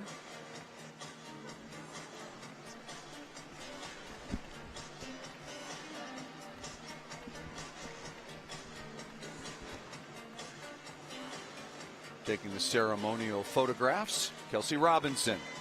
So Natalia Pereira, the #1 outside hitter. Congratulations to her, a superb player from Brazil, and Kelsey Robinson was the second best outside hitter. Best middle blocker now.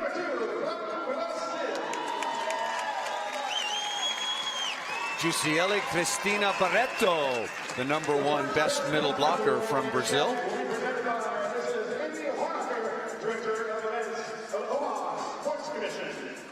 This event will be presented by Mrs. Amy Hornacher, Director of Events for the Omaha Sports Commission, which was the organizing body that brought this World Grand Prix Finals to this Midwestern city.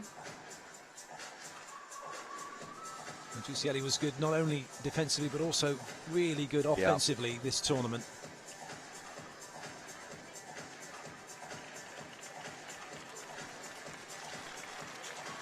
So congratulations, Giusielli, joining her teammate Natalia Pereira as an award winner here at this edition of the World Grand Prix. The World Cup still to come. That's what all of these teams will be fighting for, one of those 2 Olympic spots. Brazil doesn't have to worry about it as the host. Their team is already qualified. They want to play. Brazil wants to play, and so do the men. They want to play in the World Cup. Second best middle blocker, Krista Dietzen from the United States. Nice that a number of people have stayed around, quite frankly, because the United States match was at 3 o'clock local time this afternoon. They played early to accommodate domestic television, and here it is. Well, probably at least 3.5 hours after the match was concluded. A number of people stayed here, and so another award and a nice chunk of change for Krista Dietzen. Yeah, a lot of the reason that people have stayed behind, and they have done actually during the course of the week, is because of the fact that the volleyball has been excellent. And it's really hooked them in, and they wanted to stay and watch more. This award presented by Mr. Mark Rath, Assistant Director of Sales for the Omaha Convention Visitors Bureau. Even the marathon last night, you know, people had virtually no rooting interest, and they stayed here until 10:45 last night. The match was 2 hours and 48 minutes long as Italy narrowly prevailed over Japan. And as we thought, Anna Malova, much deserved. This might have been the easiest award to pick. Anna Malova, the best libero. Mrs. Lori Okamura presenting the award, the chairman of the board of directors of USA Volleyball.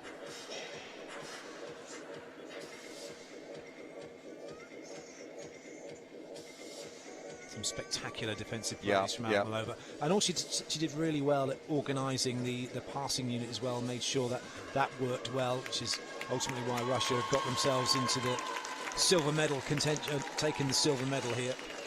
Yeah, I thought she was by far the best. I mean, we agreed. It's only right that she get the award.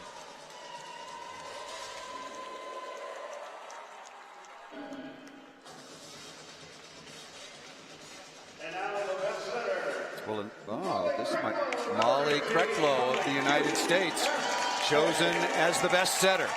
This is really interesting because she is filled in and wasn't expected to, because Alicia Glass, who was voted the best setter at the World Championships, and now the question is, she was the best setter here at the World Grand Prix, and congratulations to Molly Kreklow, just turned 23 years of age recently. There's a chance that she won't even make the team to go to the World Cup. If Alicia Glass comes back and Courtney Thompson, who has got that backup, that double sub role completely firmed up, it's going to be very hard for Kreklow. Here she is, an award winner, and then to stay on the team. That's an interesting dilemma that Karchkirai has. Does he say, well, I'll tell you what, let's put Kreklow into the second spot and drop Courtney Thompson, or as you say, does he just drop Kreklow? So it's an interesting one, isn't it? Well, it depends on the health of Alicia Glass. And that's still, of course, you don't want to earn a spot because somebody else gets hurt. But if everybody's healthy, if Alicia Glass is 100%, she may well be off the roster. And this was an easy one as well. Natalia Goncharova, the leading scorer in the tournament. What a magnificent athlete, just day after day after day, putting up huge numbers for Russia. And even today against Japan, in a match that without her they could have won. I mean, she just did a super job. It's been impressive from spike 1 to spike 101.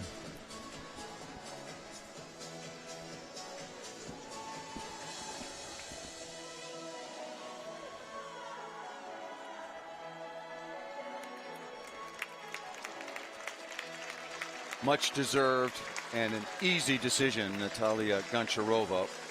I would put her in the top 5 players in the world right now. Easily.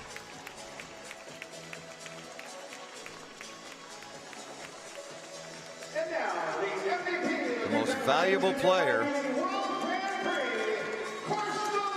Karstalo is the most valuable player. How about that? You know how many international tournaments she's played in? Tell me. One. This is the first. There you go.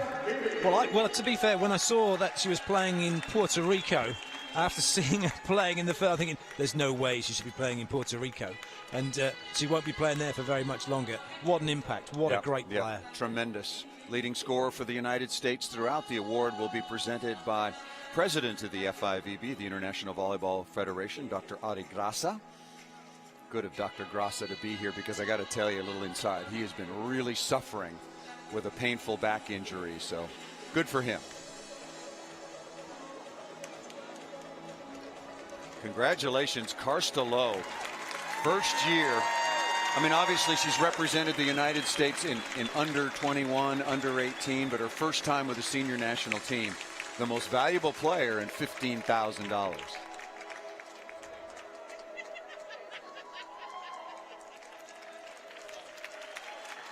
So there is your all-star team, starting with the best outside hitter, Natalia Pereira, and then Kelsey Robinson at the outside, Juseli and Krista Dietzen, the top middle blockers, Anna Malova, the top libero, Molly Kreklo, the top setter, Natalia Goncharova, the top opposite spiker, and the United States, Karstalo, the most valuable player.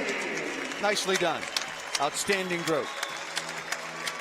It really would be a dream team, wouldn't it, if they were to get to play together? Who'd play the opposite? Goncharova. I'd take Goncharova at this point. The United States won the World Championship, and Karstalo was still in college at the time. And now we'll have the awards for the teams. Brazil finished 3rd, Russia finished 2nd, and the United States takes home the gold medal. So there are your individual award winners, and now it will be the team awards and the playing of the national anthem for the United States as they take home this crown for the 6th time.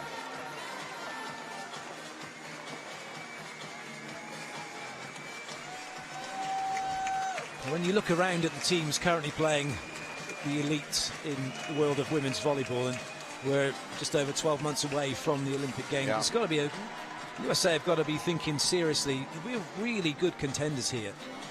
Oh, no question. But I still, as good as the United States is, as deep as they are, you still can only take 12 players. It doesn't do you, so what if you have 50? You can only take 12. And Brazil, to a degree, is going to be faced with the same quandary, but their core group is very much still set. I think it'll be the same starting lineup for Brazil in Rio as it was in London. I think it'll be exactly the same starting lineup if everybody is healthy. For the United States, any number of changes. Alicia Glass, if she's healthy, she will be new at the setting position. Karstalo, Faluk Akinradowo, and Krista Dietzen will be back as the middle blockers. Jordan Larson-Burbach will be back as one of the outside hitters. Kim Hill is new. So the United States roster has gone through a fair amount of turnover, but I would still give Brazil, I don't know how to quantify it, but some edge, certainly because they're playing at home, to win the gold medal for the 3rd straight time. And here's the team for the bronze medal, the delegation from Brazil. They've won this title on 10 occasions, and of course, of all of you know who follow volleyball, this was not the best team that they could have sent, but for obvious reasons, to rest and have some players recuperate, and also that with the Pan American Games going on at the same time, Jacqueline Carvalho, along with Figueiredo, were both in Toronto at the Pan American Games, where Brazil finished 2nd to the United States. The United States takes the gold, and Russia will take the silver. It's been a fantastic week of volleyball, and even as we've said throughout, it's a grueling schedule. You're playing every day. The level has just been superb from start to finish. Yeah, it's been fun to cover. I've enjoyed it. And again, the people have been very hospitable. Obviously, the crowds pretty good when the United States has been playing, as might be expected. When I was in Tokyo the year before for the Grand Prix finals, it's exactly the same when the Japanese are playing, and fairly light otherwise when non-host teams are in the building, if you will. I want to thank everybody, of course, in our wonderful production crew who has been working so many long hours at the cameras and at the audio panel and at the graphics table and everything else. You all know who you are. I'll get in trouble if I mention your names, but you all know who you are, and thank you so much for working so long and so hard. We have done all the matches here, and so it's been a lot of work sending the signal out around the world, so I hope all of you have enjoyed it, whether on television or watching it streamed or on the YouTube channel. There is Brazil standing to acknowledge their bronze medal performance.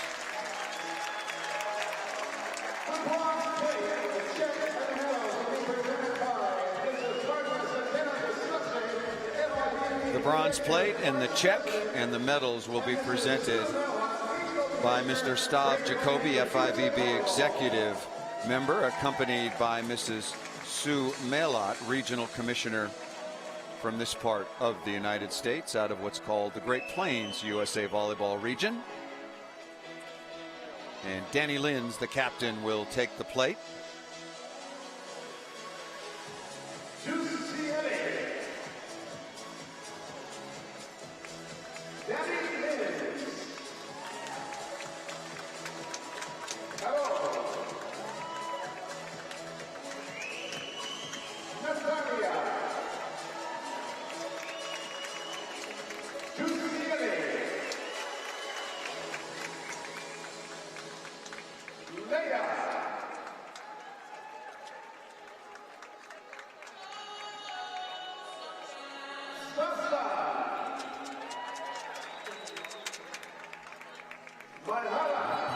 Sasa started as the libero at the start of this tournament, but didn't last particularly long on court, having switched from being an outside hitter.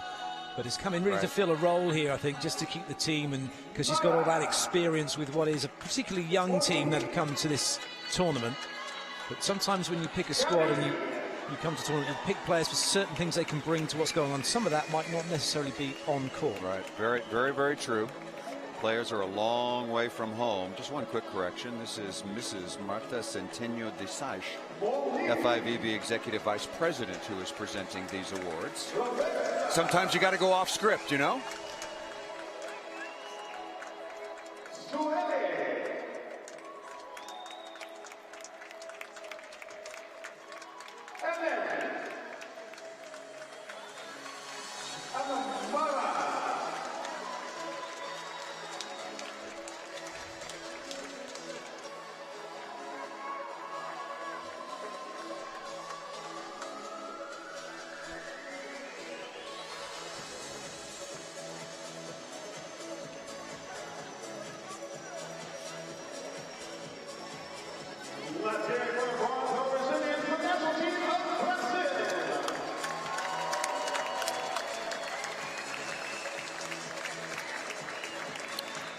Now's not the time as we honor Brazil, but they got to do something about raising the prize money. Sorry, this just is not enough, especially when the men win $1 million for first prize at the World League. Second prize is $500,000 and third prize is $300,000. I'm going to leave it at that. Well, all I'll say is it's a very big check, but not in terms of the value. Yeah, that is absolutely true. Time to join the 21st century.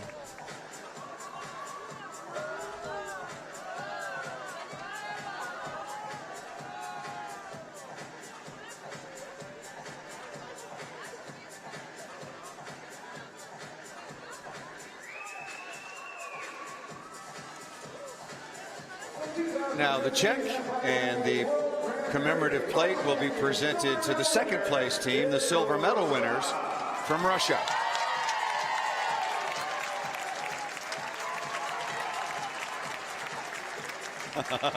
Funny. All of the audience watching, of course, is over here. They made a joke out of it by turning around to, what is it, about 99% empty seats. That was kind of funny.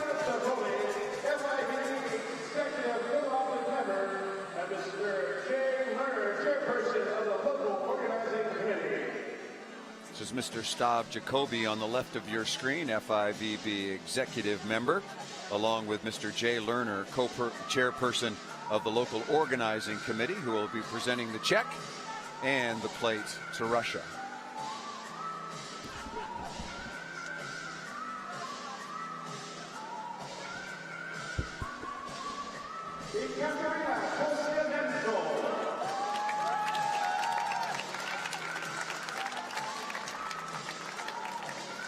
Kostianenko's done a good job all week, actually. Yeah, He's tried to distribute the ball well, but when you've got a player like Goncharova there, the temptation is to keep going to her. I think she did particularly well not to exclusively go to her, but every time they needed to get the ball away, then Goncharova was the person she would try and find. You know, it's interesting. I've been thinking about Russia a lot and the way they played over the last 6 or 7 years, when their elite level after winning in 2010 at the World Championships has gone down a bit.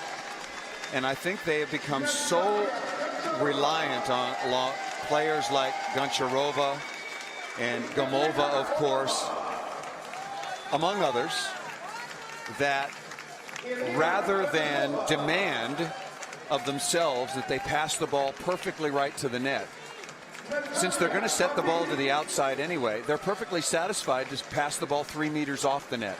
Well, I'll tell you what, the world has caught up.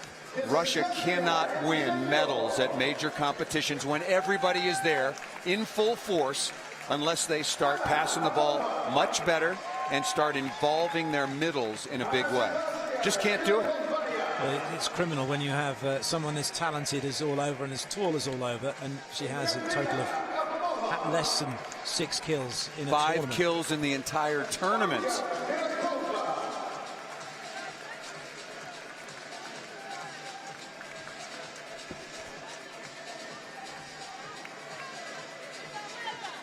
So Russia takes the silver medal. They've won this competition just on one occasion. Oh, they broke out the selfie stick.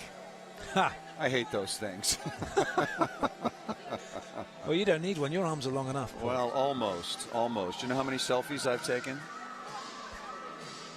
0. 0.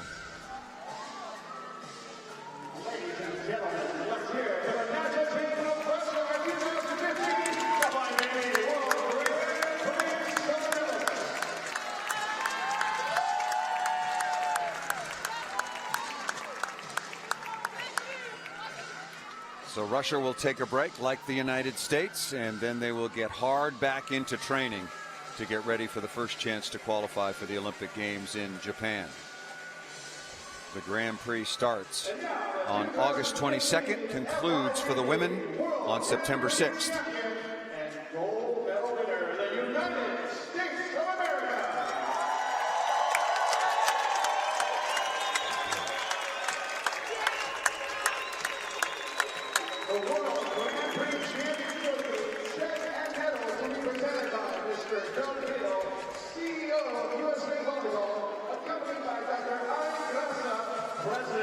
There is Doug Beal, my former coach, on the left, now Chief Executive Officer of USA Volleyball, accompanied once again by Dr. Ari Grassa, President of the FIVB. They'll be presenting the winner's check and the plate, and then the medals to the American women who have won this title for the 5th time. They won it first in 1995. They won it again in 2001. Won 3 straight titles in 2010, 11, and 12. And then are back atop the podium once again for their 6th overall championship in this elite competition. Well, without question, the best team here. Yeah. The best strength in depth. Well, and also in full disclosure, the only team with their full, most complete roster at these championships. But no matter where the finals were held, in this year before the World Cup, Karch Kirai, if the finals were in Tokyo, if the finals were in Ningbo or in Beijing, Karch Kirai told me that he would have sent absolutely his strongest team because it's essential that they get matches before the World Cup. Well, you've got to play who's in front of you, so if another team doesn't play or bring their best players, that's nothing you can do. You just have to play what's in front of you. Exactly right. Just for the overall good of this tournament going forward, I'd like to see the FIVB put their smartest heads together and come up with a way. And maybe one of the ways is you know, making the prize money equal to the men. Maybe that will be enough of an incentive, maybe not, but they can figure out a way to certainly motivate all the top teams in the world to send their best representation. This is a difficult year because what's most important, of course, this year is qualifying for Brazil in the Rio de Janeiro Olympics, which start on August 6th. Kim Hill, most valuable player at the last World Championships. Tamamiya Shiro. This is such a deep team, and one of the interesting things, at all of these FIVB international tournaments, the Grand Prix, the World League, the Grand Champions Cup, the World Cup, teams can bring a roster of 14. At the Olympic Games, it's only 12.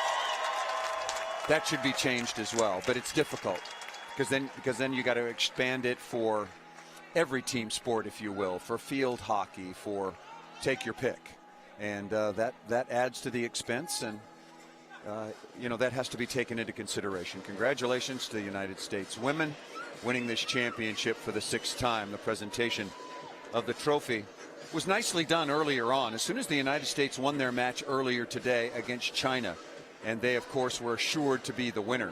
They had actually accomplished that yesterday. Dr. Ari Grassa came out, presented Krista Dietzen with the trophy, and that was very nicely done. The United States, the champions of the Grand Prix.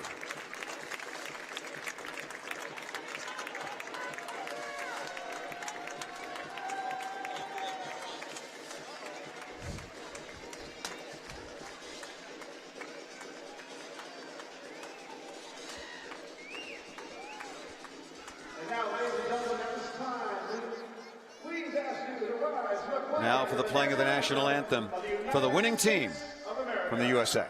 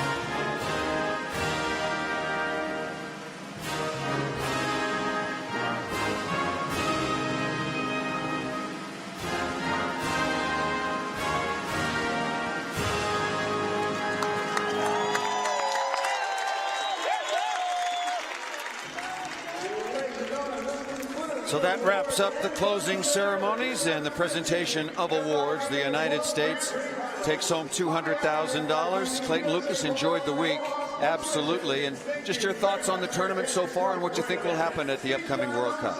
Well, I've really enjoyed the tournament this week. I've been very impressed with the level from start to finish, despite the fact they've played every single day. And I'm really looking forward to see who's going to come out on top in the World Cup. So many good teams that will be there. I think the team in the picture really have a good chance to medal. Whether or not they'll get gold remains to be seen. But under Coach Kirai's guidance, they've got a great chance of doing that. Once again, the United States, the winners, followed by Russia taking the silver, Brazil with the bronze.